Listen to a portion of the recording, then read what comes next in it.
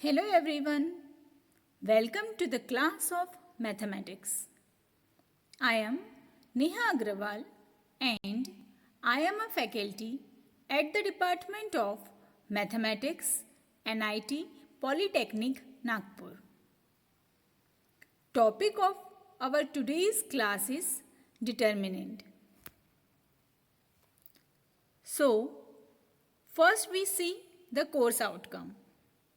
Course outcome is apply the concept of algebra to solve engineering related problems. Learning outcome. So, let us see what are the learning outcomes. So, after watching this video, students will be able to know what is determinant and general terminologies of determinant. Program outcome. अब हम देखते हैं कौन कौन से PO हमारे इस topic में कवर होने वाले हैं. तो हमारा PO1 सेटिस्फाइड होगा बेसिक नॉलेज का, PO2 डिसिप्लिन नॉलेज भी सेटिस्फाइड होगा, PO8 individual and team work satisfied होता है यहाँ पर, PO9 कम्युनिकेशन ये भी यहाँ पर सेटिस्फाइड होगा. हम गूगल मीट की थ्रू भी इससे मिल सकते हैं तो वही हमारा कम्युनिकेशन में आ जाएगा. PO10 लाइफ लॉन्ग लर्निंग ये भी हमारा यहाँ पे सेटिस्फाइड होता है. So let us start our today's class of determinant. Determinant हमारा आज का टॉपिक है डिटर्मिनेंट. तो इसके लिए सब में पहले हमें समझना है कि डिटर्मिनेंट मीन्स क्या होता है. ठीक है, डिटर्मिनेंट किसे कहते हैं. ओके, तो पहले अब हम देखेंगे कि डिटर्मिनेंट किसे कहते हैं. Okay, an arrangement of n by n numbers in equal number of rows, horizontal line and columns, vertical lines return between two vertical bar bracket is called determinant of order n by n. Okay, it is denoted by letter D or by the symbol delta. क्या लिखा हुआ है यहाँ पे? किस तरह का arrangement चाहिए हमें? n by n numbers. इसका मतलब होता है जो ये पहला वाला n है वो क्या दिखाता है? वो दिखाता है कि रोज कितनी है. रो मतलब क्या होती है? हॉरिजॉन्टल लाइन, मतलब आड़े में. हॉरिजॉन्टली मीन्स आड़े में जो लिखा रहता है उसे कहते हैं हॉरिजॉन्टल. ठीक है, एंड कॉलम जो सेकेंड वाला n रहता है ये कितने कॉलम है उसके लिए रहता है. तो कॉलम कैसे लिखे जाते हैं? वर्टिकल लाइंस, खड़े में. ओके, ठीक है. Return between two vertical bar bracket किसके बीच में लिखा जाता है? दो वर्टिकल बार ब्रैकेट के बीच में. वहाँ पे बार ब्रैकेट कहाँ जाता है, लेकिन कैसे लिखते हैं हम? Two vertical line, simple way में दो स्ट्रेट लाइन के बीच में एकदम स्ट्रेट लाइन ड्रॉ करना है. ठीक है, बिल्कुल भी इसे टिल्ट नहीं करना है, मोड़ना नहीं है कि यहाँ से थोड़ा सा ब्रैकेट सामान और यहाँ से थोड़ा सा ब्रैकेट सामान दे दिया. ओके, अगर आपने थोड़ा सा भी ब्रैकेट सामान दे दिया लाइक दिस, ठीक है, तो ये डिटर्मिनेंट कहलाएगा क्या? नहीं, ये रॉन्ग हो जाएगा. ओके, इसे मैट्राइसिस कहते हैं, ये डिटर्मिनेंट नहीं है. डिटर्मिनेंट को बिल्कुल स्ट्रेट लाइन में लिखा जाता है. ठीक है, हम कोई भी अल्फ़ाबेट्स लेते हैं अभी, जैसे कि A1, A2, B1, B2. Okay, determinant का मतलब क्या होता है? डिटर्मिनेंट को दो स्ट्रेट लाइन में, दो वर्टिकल लाइन के अंदर लिखा जाता है. उसके लिए पहले तो दो लाइन खींचना है आप लोगों को. ओके, जो दो लाइन के अंदर जब कुछ भी लिखा रहेगा इस टाइप से तो ये क्या कहलाएगा? डिटर्मिनेंट. ठीक है, मगर एक और बात है, क्या है? वह कैसा रहना चाहिए? n by n. इसका मतलब क्या होता है कि जितने रो है उतने ही क्या चाहिए, कॉलम। जैसे कि मैंने अभी बताया, पहला वाला जो n रहता है वो रो को डिनोट करता है और दूसरा वाला n कॉलम को डिनोट करता है। कॉलम को दर्शाता है कि कितने कॉलम दिए हुए हैं। ठीक है, तो दोनों कैसे रहना चाहिए, इक्वल रहना चाहिए। दोनों कैसे रहना चाहिए, इक्वल।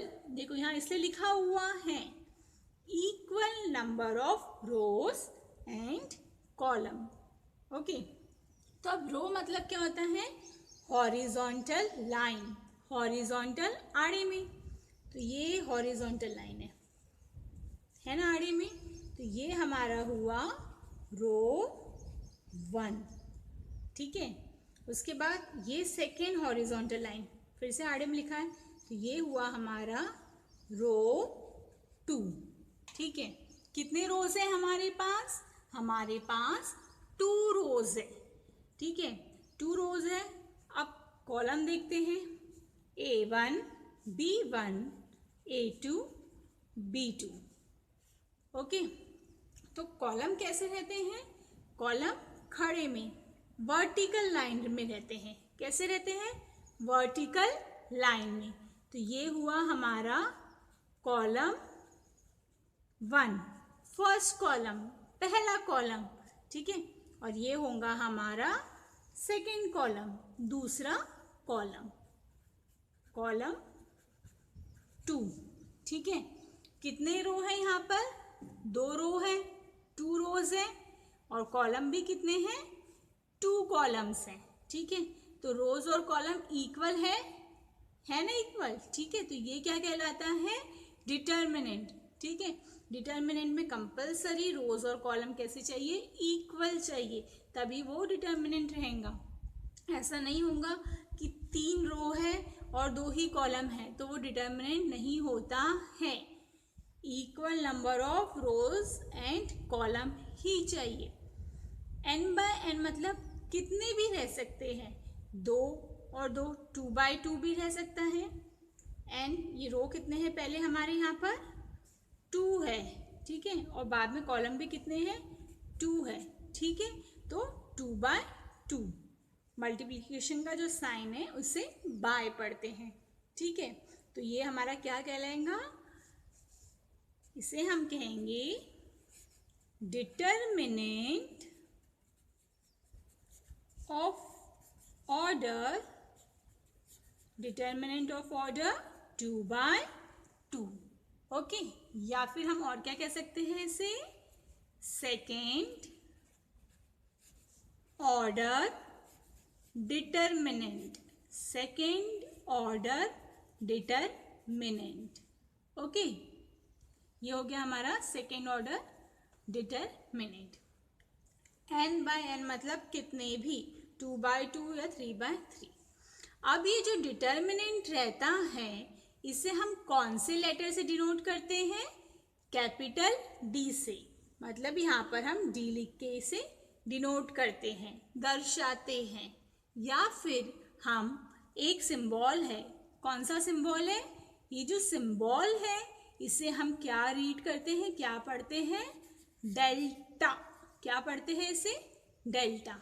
या फिर हम इसे डेल्टा से भी दर्शा सकते हैं, डिनोट कर सकते हैं। ओके, तो इसे कहते हैं डिटर्मिनेंट। अब ये जो डिटर्मिनेंट हुआ 2 बाय 2 का, A1 A2 B1 B2। ठीक है, ये हमने डिटर्मिनेंट लिखा। तो ये जो डिटर्मिनेंट है इसमें देखिए, ये जो यहाँ से लेके यहाँ तक की जो ये क्रॉस में है, तो इसे हम क्या कहते हैं, इसे हम कहते हैं मेन डायगोनल। ये जो क्रॉस में है, ठीक है, A1 और B2, ये इन्हें डायगोनल कहते हैं। लेकिन ये कौन सा वाला डायगोनल है, ये है हमारा मेन डायगोनल।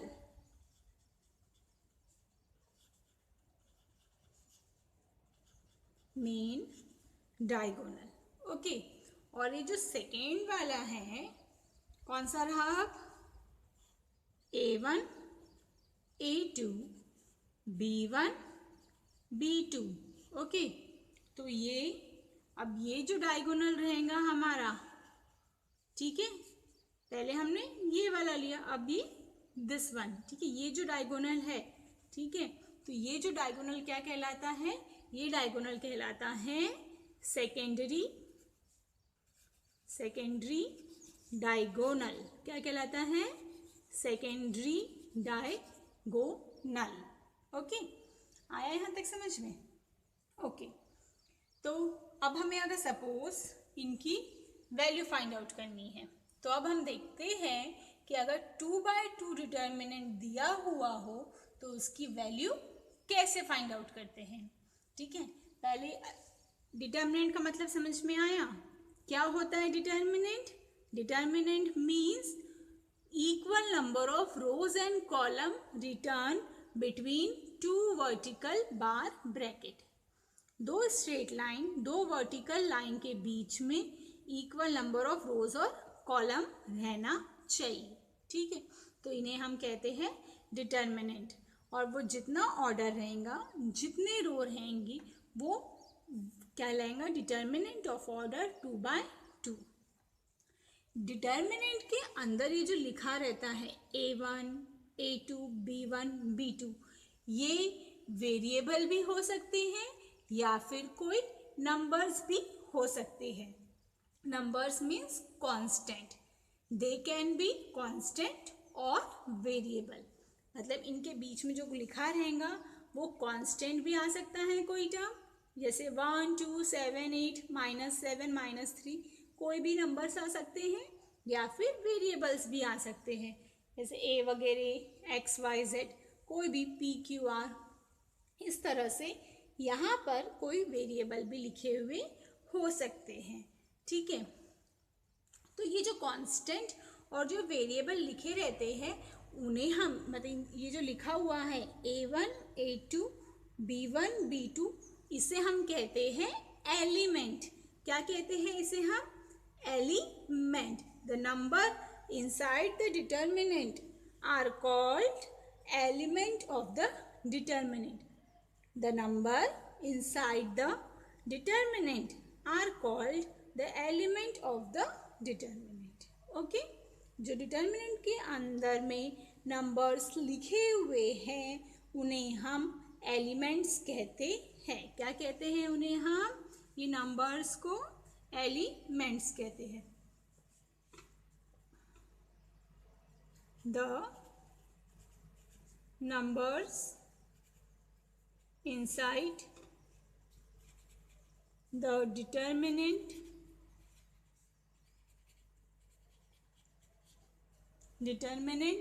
are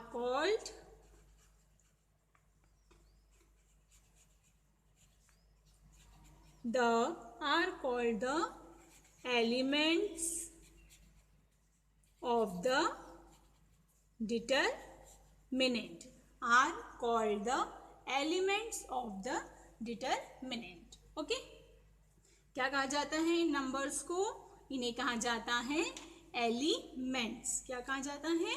एलिमेंट्स कहा जाता है। ओके, अब हम देखते हैं कि अगर 2/2 डिटर्मिनेंट दिया हुआ हो तो उनकी हम वैल्यू कैसे फाइंड कर सकते हैं।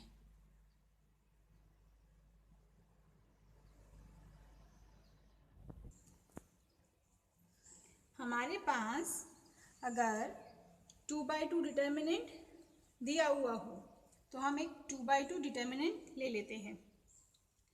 तो सपोज हमने 2/2 डिटर्मिनेंट लिया A1, A2, B1, B2। Okay, कैसा डिटर्मिनेंट है? 2/2। कैसे समझ में आया? कितने रोज हैं यहाँ पर? हॉरिजॉन्टल, जो आड़े में रहता है वो रो के लिए, तो ये हुआ फर्स्ट रो 1, और ये हुआ रो 2। ठीक है, और जो खड़े में वर्टिकल लाइन है उसे कहते हैं कॉलम 1, और इसे सेकेंड कॉलम 2। 2 रोज हैं और 2 कॉलम कॉलम्स हैं। तो कैसा डिटर्मिनेंट है? 2/2 डिटर्मिनेंट है, ठीक है, सेकेंड ऑर्डर डिटर्मिनेंट। अगर हमें सेकेंड ऑर्डर डिटर्मिनेंट की वैल्यू फाइंड आउट करनी है, क्या करना है? वैल्यू फाइंड आउट करनी है। Value of second order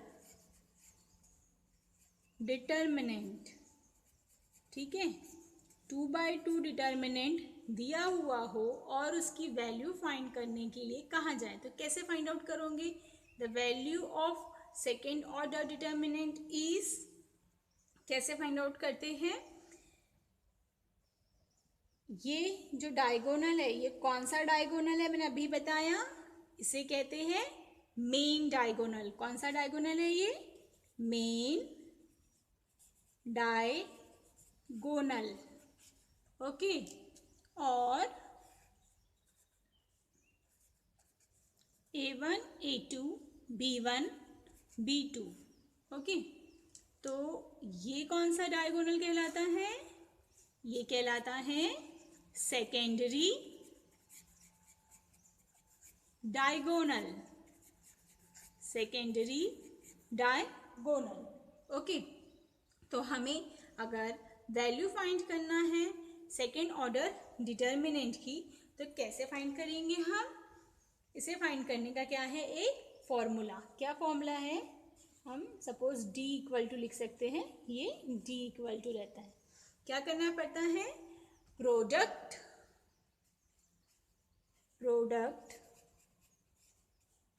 of elements in main diagonal, ठीक है, product of elements in main diagonal minus product of elements in secondary diagonal, secondary diagonal.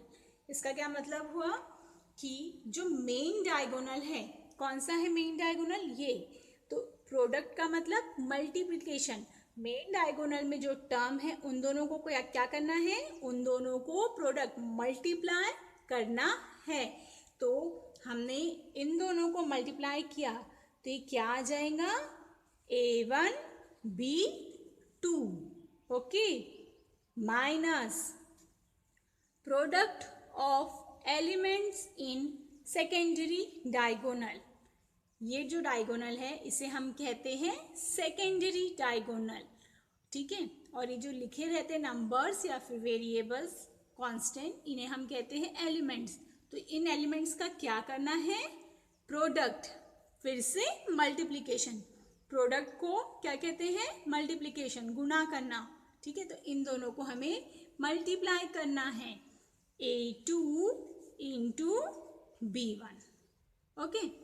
आया समझ में? तो इस तरह से हम किसकी वैल्यू फाइंड आउट कर सकते हैं?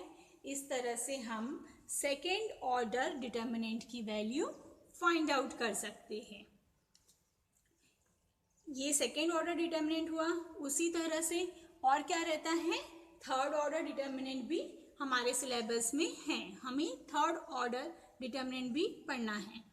तो सब में पहले आपको पता होना चाहिए कि डिटर्मिनेंट क्या होता है।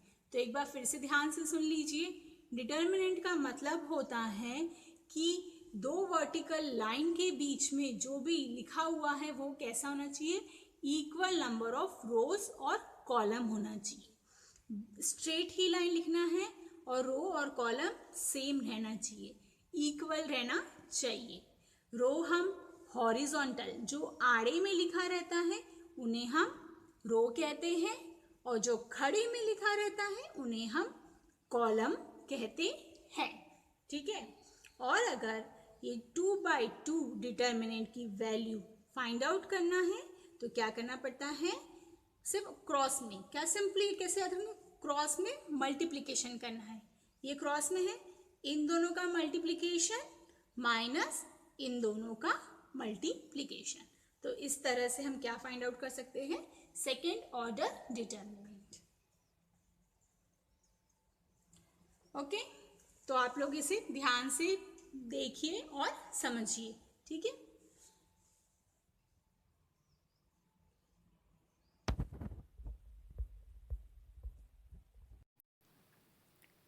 तो आइए अब हम देखते हैं समरी कि आज हमने क्या क्या सीखा। तो आज हमने देखा कि डिटर्मिनेंट क्या होता है, डिटर्मिनेंट किसे कहते हैं, ठीक है। और उसमें मतलब सिंपल किस तरह से मतलब रोज एंड कॉलम्स रहते हैं, ओके। और जब कैसे होना चाहिए, वो इक्वल होना चाहिए रोज एंड कॉलम, तभी हम क्या कहते हैं, उसे डिटर्मिनेंट कहते हैं। और डिटर्मिनेंट के लिए कंपलसरी क्या यूज़ करना है, 2 स्ट्रेट लाइन यूज़ करना है। एकदम सिंपल सिंपल चीज़ें हमने आज देखी। डिटर्मिनेंट के लिए क्या क्या ज़रूरी है कि जब उसे हम डिटर्मिनेंट कह सकते हैं। नेक्स्ट टॉपिक में हम क्या देखेंगे कि ऑर्डर ऑफ 2x2 डिटर्मिनेंट को कैसे सॉल्व करते हैं। Thank you for watching this video.